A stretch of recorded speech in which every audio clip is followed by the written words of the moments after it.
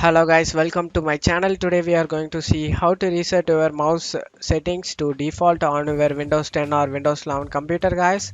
Let's jump straight into it guys. Go to search menu and type control panel.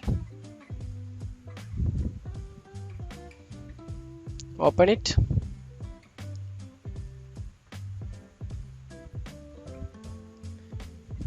Select view by to large icon and select the mouse option over here. Click on it and select the pointers tab and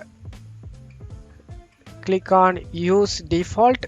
Click on it and apply and OK. If you want a mouse shadow, you can enable it guys. Apply and OK. Hopefully this can able to solve your problem guys. And that's it for today's video guys. I hope this tutorial definitely helpful guys. Give me a like and subscribe. Thank you.